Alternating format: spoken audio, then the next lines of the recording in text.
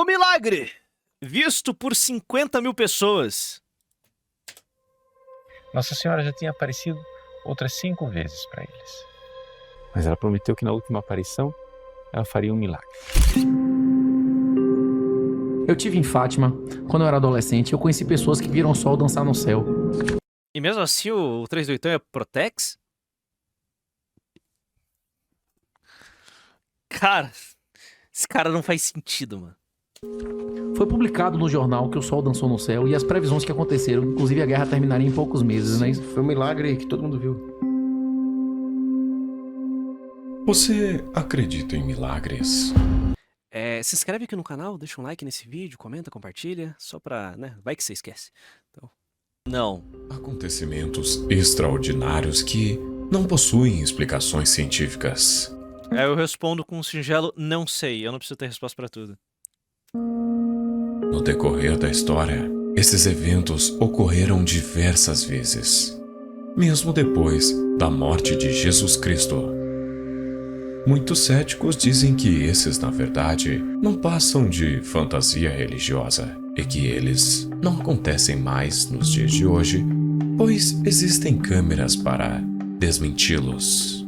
Porém, e se eu te dissesse que um dos milagres mais incríveis da história não ocorreu há muito tempo atrás? E até mesmo foi documentado pelos jornalistas da época. E melhor ainda, teve como testemunho mais de 50 mil pessoas. Você está prestes a conhecer a história de um dos eventos mais extraordinários que a humanidade já presenciou. Bora ver. Senhoras e senhores, eu vos apresento o Milagre do Sol. Acabei de ver que eu não tô inscrito no canal do JJ, o Rato Copiador. E ele não tem inscrição no vídeo, Shed. 1917.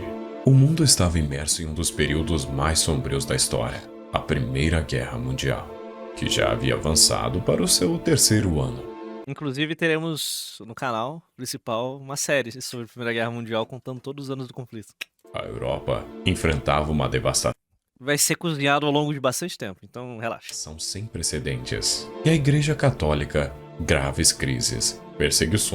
Reduziu quando a câmera surgiu, aumentou quando surgiu o Photoshop, e agora em termos de hacking deve estar tentando inventar um monte de milagre. Devem estar tentando inventar um monte de milagre. E desafios políticos em várias partes do mundo. Em Portugal, a igreja foi marginalizada e perseguida, e muitos líderes religiosos temiam que o catolicismo fosse completamente erradicado do Viva a República, pô. É a República aí, são os feitos, os gloriosos feitos da República. país. A Rússia passava pela Revolução Russa, que levou à ascensão do regime comunista sob a liderança de Vladimir Lenin e, mais tarde, Joseph Stalin. O regime comunista soviético era explicitamente ateu e via a religião como uma ameaça ao Estado. Em meio a esse cenário caótico, 3 crianças caminhavam no campo, como em qualquer outro dia.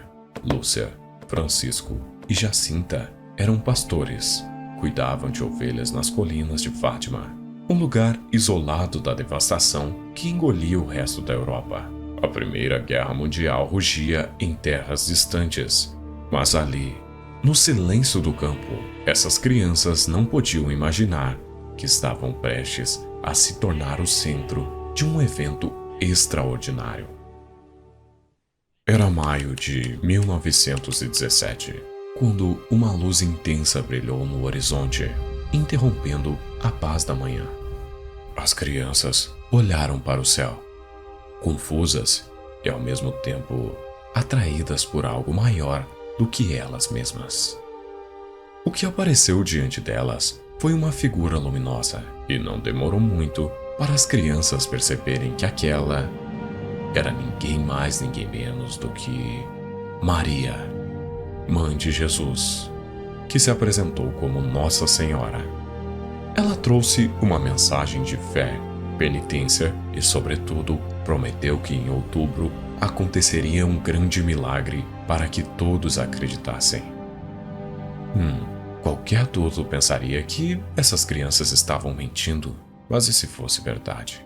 Outubro a revelaria, pois segundo as crianças, aconteceria um evento gigantesco e milagroso.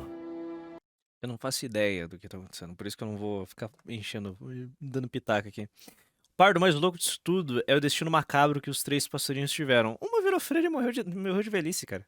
Os outros morreram na infância, infelizmente, mas... É normal morrer da infância nessa época, né, também, então... Nos Calma. meses seguintes, as aparições se repetiram. Maria havia pedido orações, premeditando o fim da guerra, e ainda mostrou visões para as crianças. Ela disse: Aparições marianas são estranhas, prefiro não acreditar. Muito cheiro de psyop. Que pariu, hein? Nossa senhora. Vocês viram o inferno, para onde vão as almas dos pobres pecadores. Para os salvar, Deus quer estabelecer no mundo a devoção ao meu imaculado coração. Maria faz uma advertência específica sobre a Rússia, referindo-se a seus erros, que foram interpretados como o avanço do comunismo e do ateísmo promovido pelo regime soviético. A consagração da Rússia ao Imaculado Coração é vista como um meio de impedir esses males de se espalharem pelo mundo. O Papa Francisco fez isso. Eu sei, eu conheço um pouco da aparição do milagre de Fátima. E o Papa Francisco, ele consagrou a Rússia da forma que Maria pediu. Desejado junto o sacrifício de milhões de mortos nas guerras mundiais. Descuidamos os compromissos assumidos como comunidade das nações e estamos a traiçoar os sonhos de paz dos povos. Maria também nos pediu oração diária e, por fim, deixou a famosa mensagem: em outubro, realizarei um milagre para que todos possam acreditar. Nos meses seguintes, as aparições se repetiram e rumores começaram a se espalhar. A pequena aldeia de Fátima, Busquem conhecimento. Busquem conhecimento. antes desconhecida, começou a atrair multidões de curiosos e devotos. O governo republicano, por outro lado, olhava com desconfiança, temendo que aquilo fosse uma forma de reacender a fé católica. Por que não foi? Que eles tanto tentavam sufocar. Mesmo assim, a cada novo encontro, mais pessoas faziam o caminho até Fátima, em busca de algo que pudesse aliviar o sofrimento e trazer esperança em tempos tão sombrios. Foi então que o dia tão esperado chegou, 13 de outubro de 1917. Milhares de pessoas se reuniram naqueles campos onde Maria teria aparecido, mas havia um pequeno problema. O céu estava carregado de nuvens e a chuva castigava a terra. Mas isso não afastou as pessoas que se reuniram naqueles campos, ansiosas para testemunhar o milagre prometido. De jornalistas a céticos, todos olhavam para o céu, aguardando o impossível. O tempo passou e, aparentemente, aquelas crianças estavam mentindo. Algumas pessoas já estavam até mesmo se retirando do local, quando, de repente, a chuva cessou. As nuvens começaram a se abrir e o sol apareceu, mas não como de costume.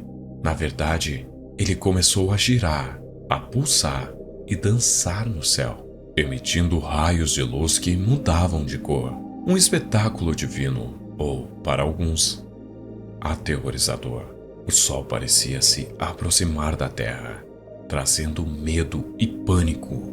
Mesmo com a lama no chão, muitos caíram de joelhos pedindo perdão. Outros gritavam, pensando que o fim do mundo havia chegado. O evento saiu na capa dos jornais de todo o mundo, mostrando as multidões que ali estavam reunidas.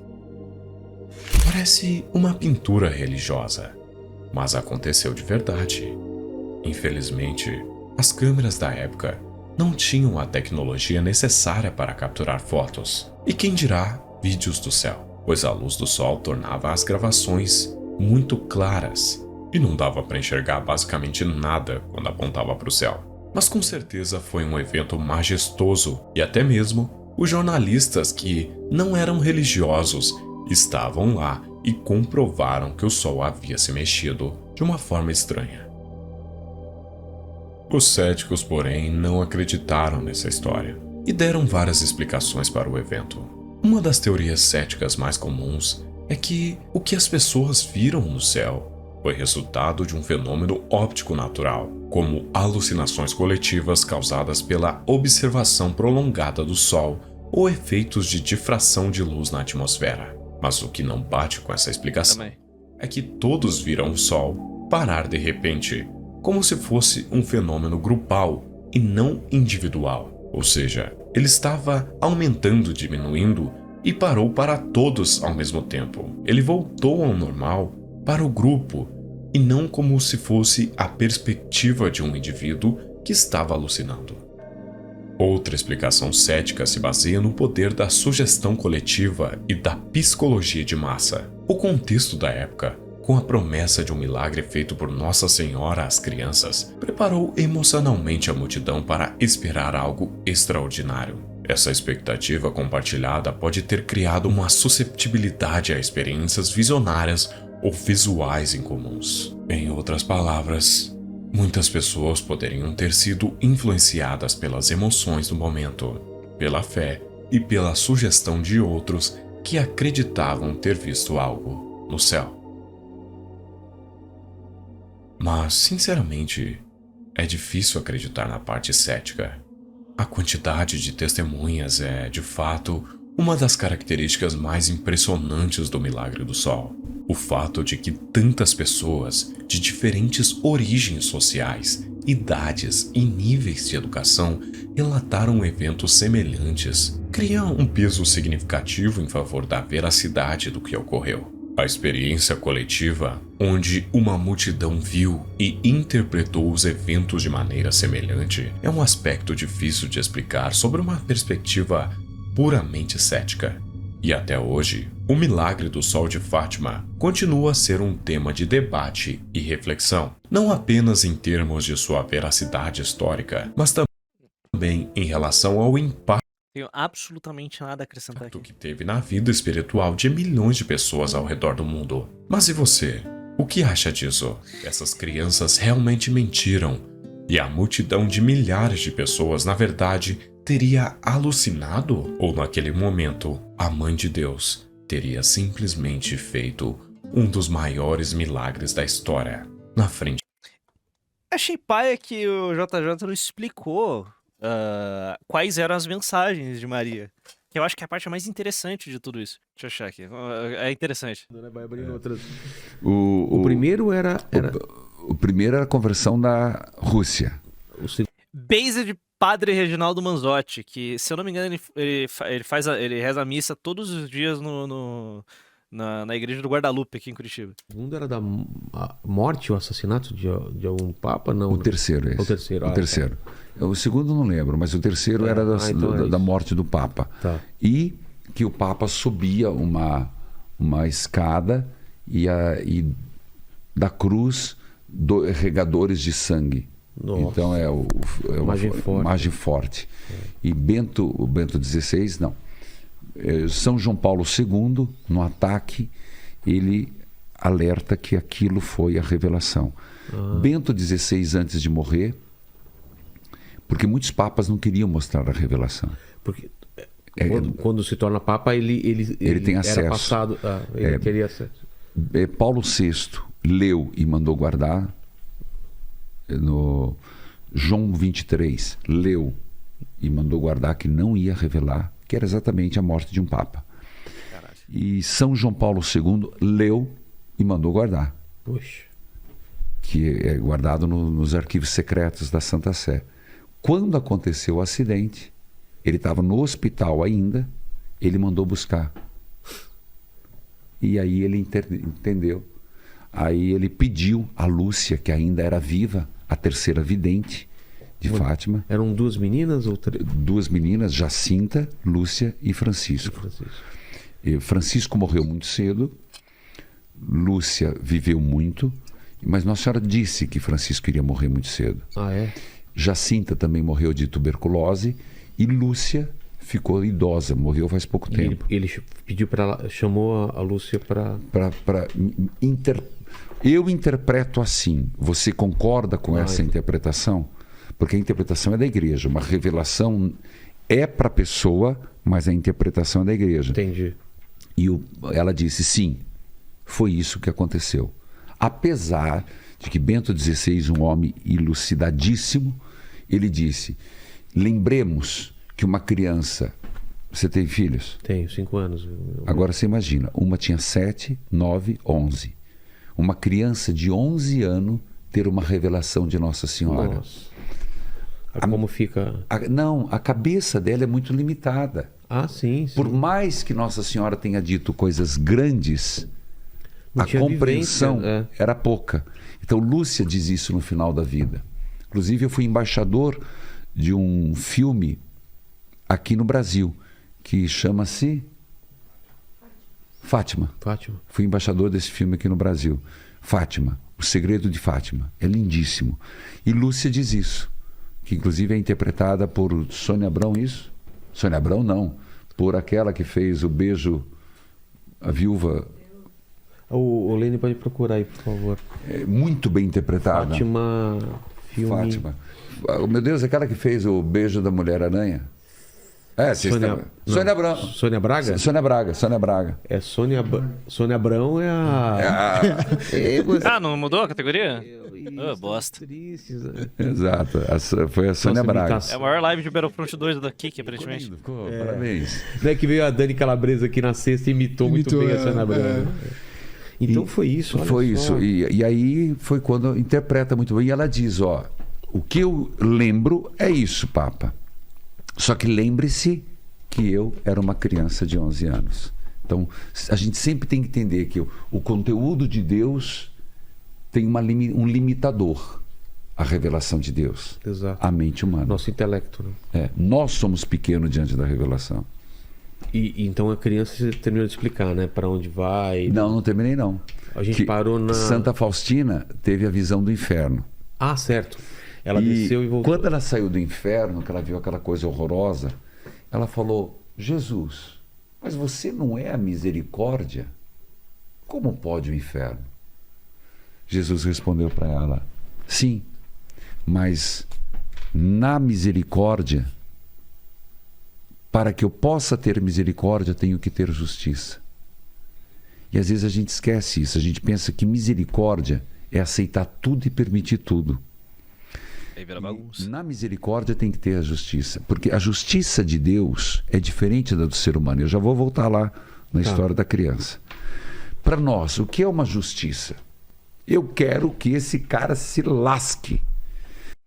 O 38 é católico fake, ele ficou questionando a doutrina e o Rasta deu uma mogada nele. Puta, por isso que eu achava que ele era Protex. Olho... Bom, é Protex, que se for. Ficava xingando o Papa Francisco, vai tomar no cu. Por olho, dente por dente. Justiça é, você fez, você paga. Deus não. Deus, a justiça de Deus não é um pecador punido. É um pecador arrependido. Não é um filho extraviado. É um filho reencontrado. Então o conceito de justiça de Deus é muito mais amplo que o nosso. A Santa Faustina foi dada uma segunda... o Kogos é protestante, série vacante, mas vai tomar o seu cu. Que ela... Protex. Ela perguntou também, e as crianças que morrem? Você é católico e xinga o Papa? Xinga, ofende, discordar é uma coisa, sabe? Ainda assim, né? Jesus respondeu, bem-aventuradas as crianças, porque as crianças que morrem são aquelas que estão em torno do trono de Deus, vendo-o face a face, porque são as criaturas mais puras que existem. Quando eu li isso no Diário de Santa Faustina, eu encontrei a resposta. Primeiro, para uma mãe que perdeu uma criança no útero. Não que e não uma sociedade que leva ao... Mas uma mãe dizendo para ela, você não perdeu a criança, você não deixou de ser mãe, você é mãe de anjo. Primeira coisa, é mãe de anjo. Segundo, onde está meu filho?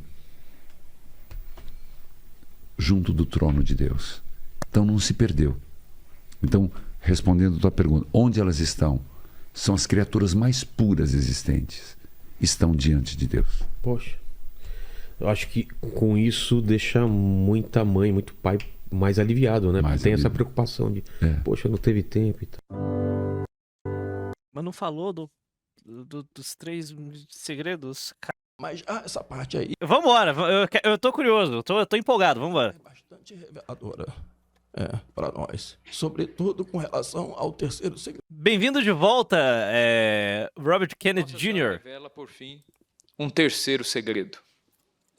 Esse terceiro segredo, ela diz que a Lúcia podia contar para os primos, para o Francisco, ele podia saber, mas ela disse, isso aí você vai dizer só ao bispo. E a Lúcia escreve esse segredo, e este segredo,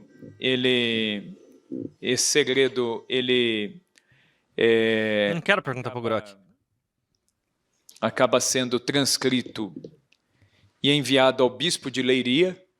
O bispo de Leiria envia o segredo ao Papa e o segredo fica sob sigilo. Nossa Senhora vai dizer à irmã Lúcia claramente.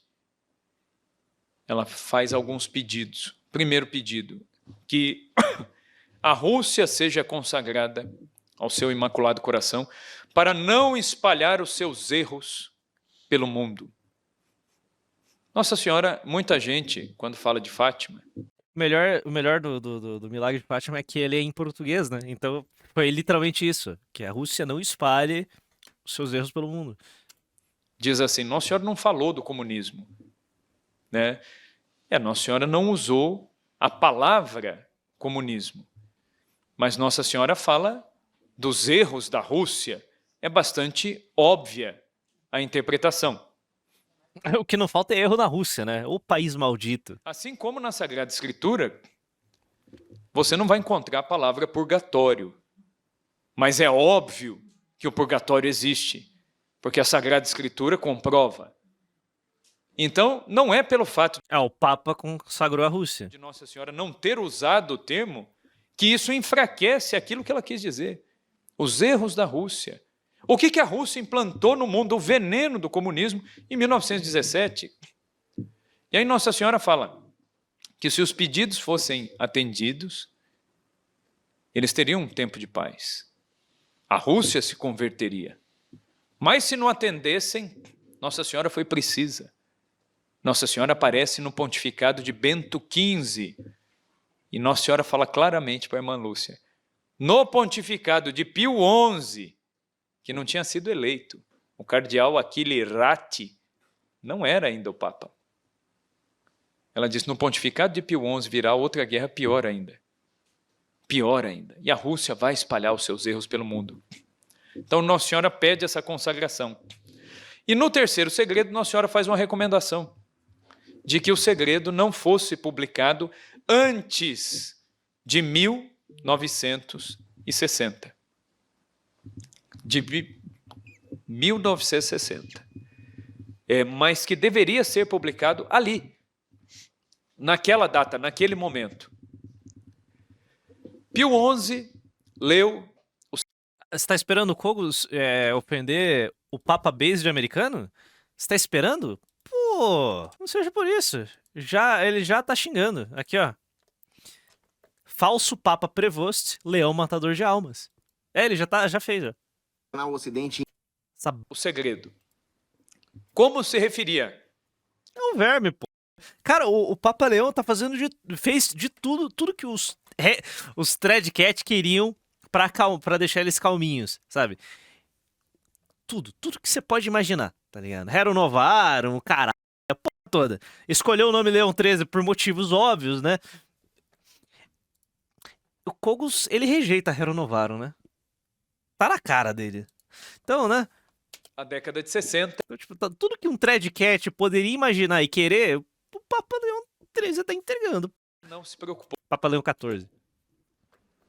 Pio XII leu o segredo. Pio XII, quando... Se eu não me engano, o Leão 14, ele rezou na tumba de Pio XII, né? leu o segredo de Fátima, Pio XII desmaiou. João 23, Pio XII, quando leu o segredo de Fátima, Pio XII desmaiou. João 23, quando foi eleito Papa, leu o segredo. João 23 disse que o segredo não se referia ao pontificado dele e resolveu não publicá-lo, apesar da recomendação de publicação em 60. João 23 ele fica Papa em 58, quando Pio XII morre. Pio XII morreu dia 9 de outubro de 58. João 23 fica Papa em 58 e vai governar a Igreja até 62. 62, no meio do Concílio Vaticano II, João 23 falece, é eleito Paulo VI. Paulo VI também se decide a não mencionar Cara, que porra, terceiro segredo, mano. o segredo. Paulo VI, inclusive, ele teve a oportunidade de falar diretamente com a irmã Lúcia. Os bispos de Portugal tentaram promover esse encontro. Ele nunca quis conversar com a irmã Lúcia. Paulo VI ele só cumprimentou a irmã Lúcia, mas nunca falou com ela. O Papa que fala com a irmã Lúcia foi João Paulo I, o Papa Luciani, quando ele ainda era cardeal, estando em visita a Fátima, a irmã Lúcia manda um recado. Ela estava já na clausura do Carmelo de Coimbra, e ela manda um recado ao futuro Papa, né, de que precisava falar com ele, e nesta conversa ela profetiza que ele seria eleito o sumo pontífice. Será que, cara, quando envolve esse tipo de profecia, pode ser. Eu sempre levo a acreditar que foi uma profecia autorrealizável, sabe? Pode ser que ele não tenha falado pra ninguém, mas esse encontro, sabe, é algo que faz com que os cardeais olhassem pro João Paulo II de uma forma diferente, sabe? Daí vira uma profecia autorrealizável. E João Paulo I, que visitou Fátima... João Paulo I. E João Paulo I, que visitou Fátima, era entusiasta até das mensagens de Nossa Senhora em Fátima, morre depois de 33 dias de eleição. Paulo VI morreu dia 6 de agosto de 78. João Milagre Paulo de Fátima. foi eleito em seguida, e depois de 33 dias ele morre. Dia 16 de outubro de 78 é eleito João Paulo II. João Paulo II se inteira da questão do segredo, só vai permitir a leitura do texto da visão do segredo no ano 2000. Mas há aqui uma controvérsia, e ela é verdadeira, e quem comprova, vou até sugerir aqui como fonte de leitura, leiam o livro, procurem. João Paulo II durou bastante, justamente porque o João Paulo I morreu 30 dias de pontificado. Aí, né? Cara, não dá pra escolher um cara tão velho. Tem que... Por exemplo, se o Leão XIV morrer daqui a 2 semanas, cara, o próximo Papa vai ser, sei lá, o Pizzaballa, que tem 50 e tantos anos. Aquele cardeal oriental que tava que participou do conclave. Cara, o cara tem 58 anos, sabe? Escolhe ele. Tá entendendo? Porque ele é novo. Peter Erdo tem 50, tá entendendo? Sabe? Tem que ser um papa jovem daí, porque é f... Aí volta, o Tagle é novo, né? Tá entendendo? Escolhe um novo, porque o mais velho vai morrer muito rápido. Já era um problema? Anyway, estou jogando aqui. É isso que vai acontecer, né? Quarto Secreto, o livro, procurem o livro. Il Quarto Papa Gordo, Papa Magro. Papa Gordo, Papa Magro. Secreto de Fátima, de Antonio Sotti, né? É um autor italiano, e ele comprova com uma vastidão de documentos de que o texto lido no ano 2000 em Fátima se trata apenas do texto da visão. Então não é um texto falso, é um texto genuíno, é autêntico, mas ele é o texto da visão do terceiro segredo. Porém, como se trata de uma visão profética, toda visão profética ela não é muito clara. E Nossa Senhora explicou aquilo que as crianças viram. Então existe um rescrito, um adendo a esse segredo com as explicações de Nossa Senhora. Vocês podem ver que o próprio texto do segredo, que está no site do Vaticano, Nossa Senhora vai dizendo várias coisas, né? Por exemplo, lá no finzinho do texto vai dizer: o dogma da fé não se perderá em Portugal, etc, etc. O etc, etc, são as explicações a respeito do segredo. Então, este texto, ele não foi publicado. A tese deste autor italiano, Antonio Sotti, é de que... Imperacap, liberalzinho da zoeira, dos fóruns do Velho Testamento, seria doido com ele vendo um vídeo de teologia católica às 2 horas da manhã. Normal. Segredo, e ele junta as várias falas da irmã Lúcia e as várias falas de pessoas que tiveram acesso à irmã Lúcia. E olha, olha o Protex ali, todo pega insulina pro José Augusto ali, que tá completamente delirante. O cara tá assim das ideias. O cara tá delirando essa hora da manhã. O diabetes tá batendo, traz a insulina.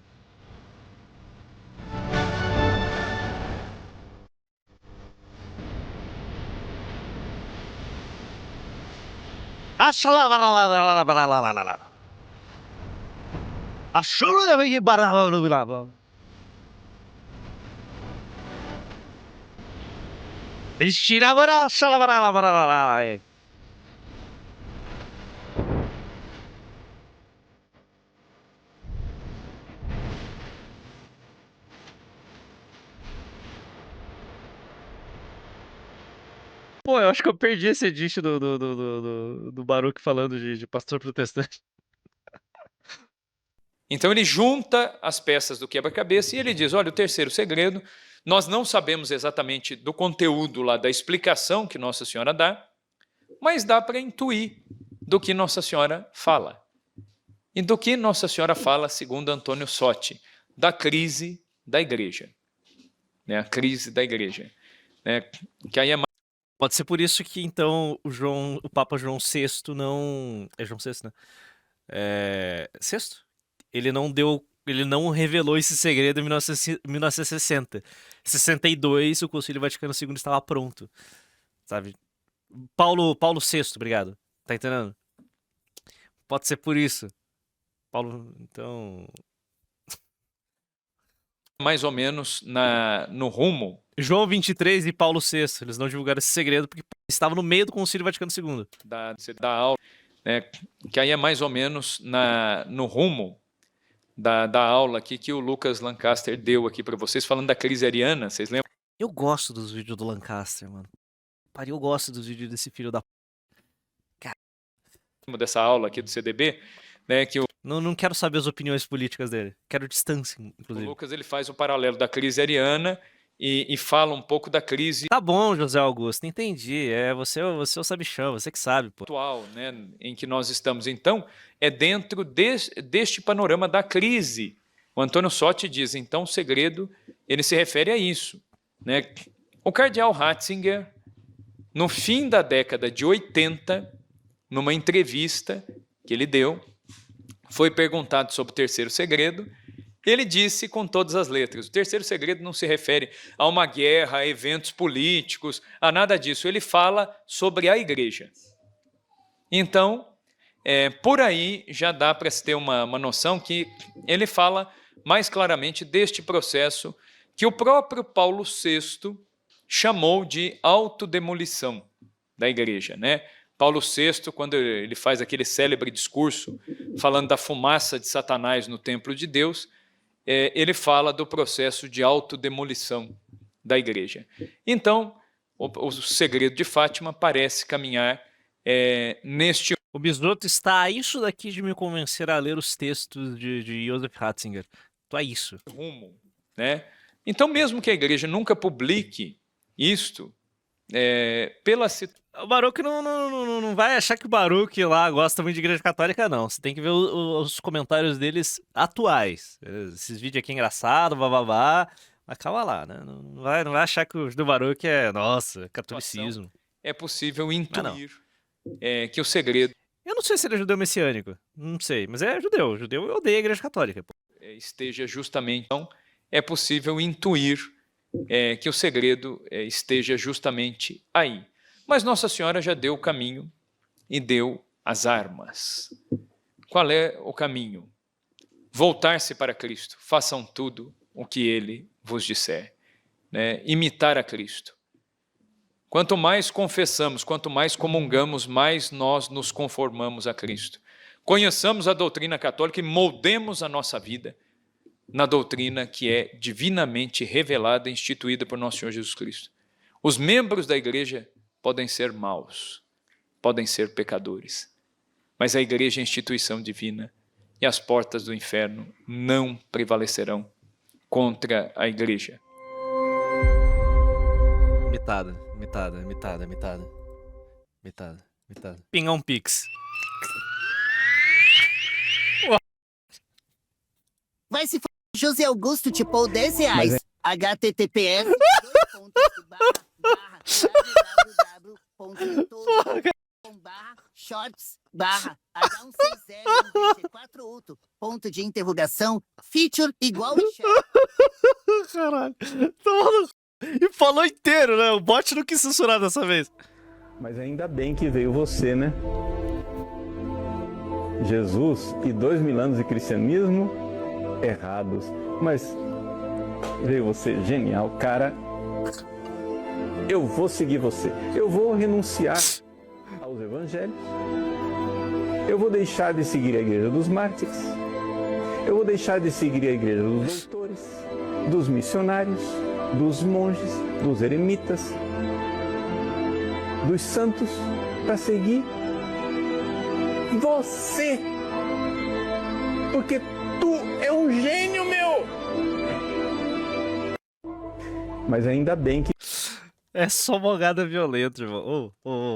É só mogada violenta. Começa uma reorganização de uma reação conservadora.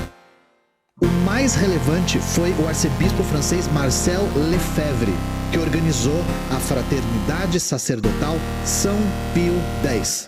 A Fraternidade Sacerdotal São Pio X é uma congregação de sacerdotes católicos, fundada por Dom Marcel Lefebvre em 70.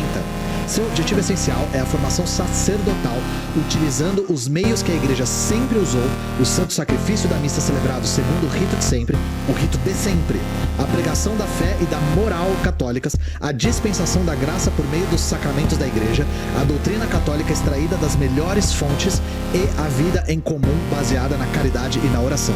Eles são contra tudo que o Concílio Vaticano II falou. Os teólogos mais progressistas chamam essa ala daqui de inimigos da igreja aberta. Nous adhérons de tout notre cœur, de toute notre âme, à la Rome catholique, gardienne de la foi catholique. Nous refusons par contre de suivre la Rome de tendance néo-moderniste, néo-protestante, qui s'est manifestée clairement dans le Concile Vatican II. Ma position est plus confortable que la leur. Eux, on se base sur une église qui a débuté depuis le Concile Vatican II. Moi, j'ai 2000 ans d'église derrière moi. Caralho, é só estompada violenta.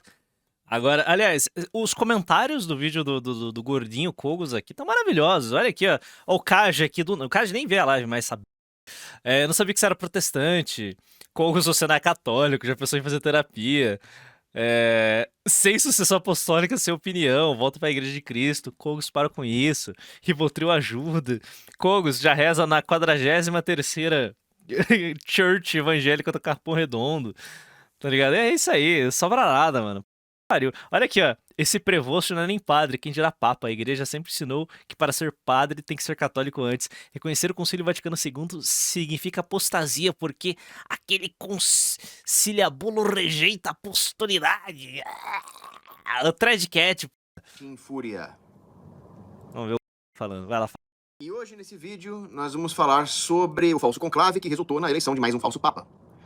Então, vocês podem contribuir no canal paulocogos@gmail.com. É o meu Pix, amanhã eu vou ler os Pix, sem falta. Amanhã eu vou ler os Pix que foram enviados para paulocogos@gmail.com. E agora vamos falar sobre essa questão aí, do falso papa. Então, já era esperado que ia ser eleito um falso papa, porque se trata de um falso concílio. Se trata de um concílio composto por grande Tiago. Bem-vindo mais uma vez. Eu sou inteligente. um conciliábulo, melhor dizendo, composto por falsos bispos, Frank Batera, composto por falsos cardeais, que não sendo católicos e estando excomungados pelas suas heresias modernistas, eles não têm autoridade para eleger um papa. Agora, vamos supor que eles escolhessem um papa, um falso papa, né? Mas esse falso papa reconhecesse a não juridicidade desse conciliábulo e ele professasse a fé católica, renunciasse às heresias, revertesse todos os erros do conciliábulo do Vaticano II, né? E então haveria aquilo que eu falei no outro vídeo. Haveria o assentimento da Igreja Universal dentro da verdadeira profissão de fé, que supera os defeitos jurídicos, e ele se tornaria talvez um papa verdadeiro, desde que ele fosse validamente ordenado em seguida. Agora, esse falso conclave, com base na falsa doutrina de um falso concílio, não conciliábulo, Vaticano II, ele já esperava que ele não ia eleger nada do que preste, né? Tá bom, meu caro membro da Assembleia de Deus. Entendi. Então, quem que foi eleito ali? Quem foi escolhido? Robert Francis Prevost, que adotou, como falso papa que ele é, o nome de Leão XIV. E nós vamos ver nesse vídeo aqui toda a simbologia por trás dessa escolha, né?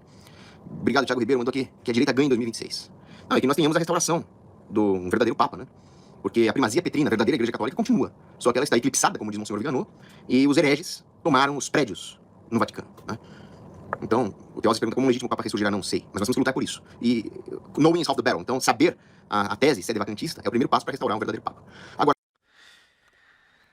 É o LARP dele, né, cara? É o LARP do gordinho, o gordinho feliz com o seu LARP da semana. Tipo, eu sou sedevacantista. Mãe, limpa minha bunda, eu fiz cocô. Esse é o Paulo Cogos. Beleza? Sedevacantista. É isso. Sedevacantista. Me dê atenção. Sabe, se Barbacena existisse, o Paulo Cogos estava lá apodrecendo essa. Eu quero ser sedevacantista agora. Sedevacantista. Não dá, mano, não dá. Não tem condição esse cara, velho. Ai, puta, a falta de um emprego, mas esposa e filhos não faz, né? Isso é abacate. Mamãe, quero tomar vitamina de abacate, mamãe. Vitamina de abacate, mãe. Tem abacate, eu faço papo. Eu nem esqueci, vai esquecer. Não dá, né, cara? Não dá. Não tem condição, cara. Não dá. Eu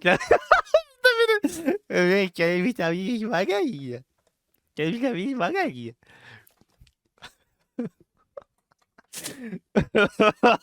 Vitamina de margarina é pariu, cara. Vitamina de margarina é de puta, caralho.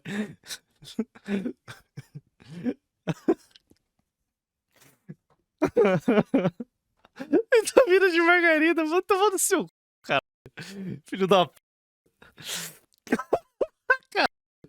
Que merda.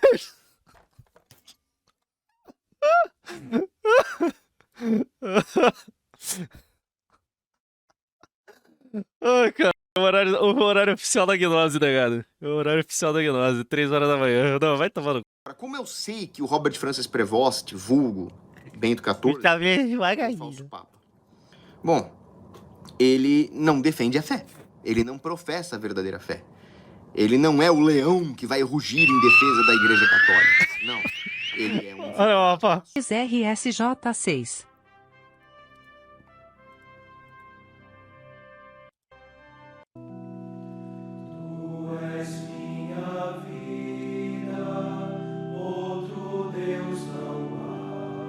Segundo Paulo Cogos, todos esses homens aqui são hereges, beleza?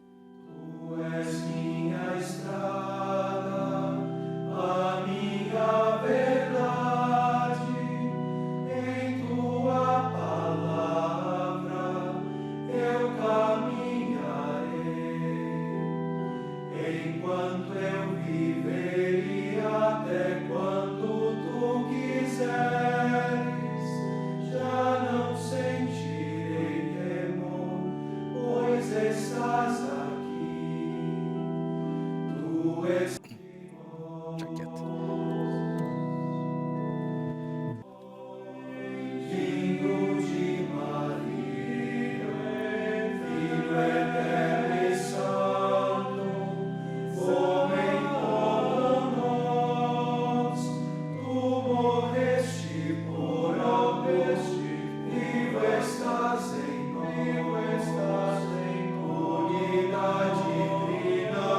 Eu acho que nenhum desses homens que estão cantando aqui se cortariam no micro-ondas.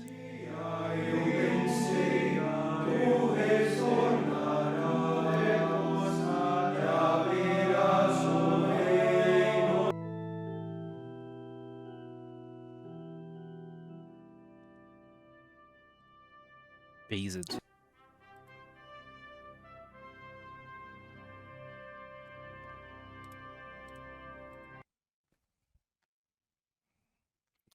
Bom,